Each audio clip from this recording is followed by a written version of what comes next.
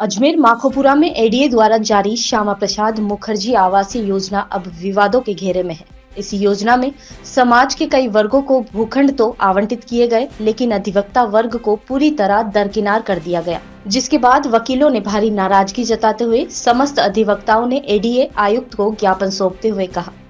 जिस तरह सभी वर्गों के हितों का ध्यान रखा जाता है, वैसे ही अधिवक्ताओं को भी आवासीय योजनाओं में शामिल किया जाए। अधिवक्ता भानु प्रताप चौहान ने साफ कहा है कि अधिवक्ता हमेशा एडीए, नगर निकाय और सरकारी मामलों में सहयोग करते आए हैं, समाज के हर वर्ग की पैरवी करते हैं, लेकिन आवासीय योजनाओं में उन्हें बाहर रखा जा रहा है।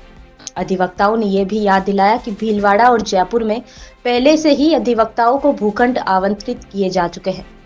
इसलिए अजमेर में भी उसी तरह का न्यायपूर्ण निर्णय लिया जाए। अधिवक्ता समुदाय की ये मांग है कि उन्हें भी योजनाओं में सम्मानजनक स्थान और आवंटन का अधिकार मिले, ताकि न्याय देने वाले लोगों को खुद भी न्याय महसूस हो सके।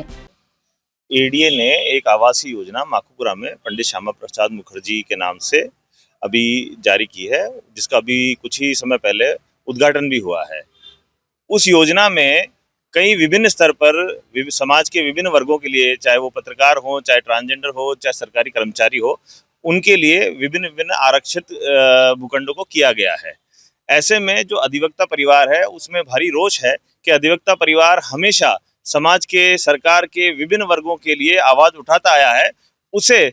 एडीए ने दरकिनार करते हुए इस प्रकार योजना में हमें किसी प्रकार का कोई आरक्षण नहीं दिया है। हमारी आज एडीए में आयुक्त श्रीमान से ये निवेदन है कि हम जो अधिवक्ता हैं, जो हमेशा चाहे एडीए हो, चाहे नगर निकाय के कोई दूसरे वर्ग हो, चाहे सरकार के किसी दूसरे प्रकरण हो, उनमें हम खड़े होते हैं, समाज के विभिन्न लोगों के लिए भी हम पैरवी करते हैं। हमें आवासीय योजना में क्यों नहीं आरक्षित भूखंड रखे गए हमारे लिए, और हम चाहते हैं कि ऐसे आरक्षण और जो भूखंड है वो हमारे लिए अधिवक्ता परिवार के लिए रखे गए। पूर्व में जयपुर में और भीलवाड़ा में भी वकीलों के लिए आरक्षित किए गए थे भूखंड विभिन्न योजनाओं में। तो हमारा आज आयुक्त महोदय से मिलकर यही निवेदन है कि अधिवक्ताओं को और अधिवक्ता परिवार को देखते हुए और समाज के प्रति हमारी निष्ठा और हमारे कर्तव्यों को जिस प्रकार हम निभाते हैं, उन्हें देखते हुए पंडित श्यामा प्रसाद मुखर्जी योजना के अंदर हमें अधिवक्ता परिवार के सदस्यों को आरक्षित भूखंड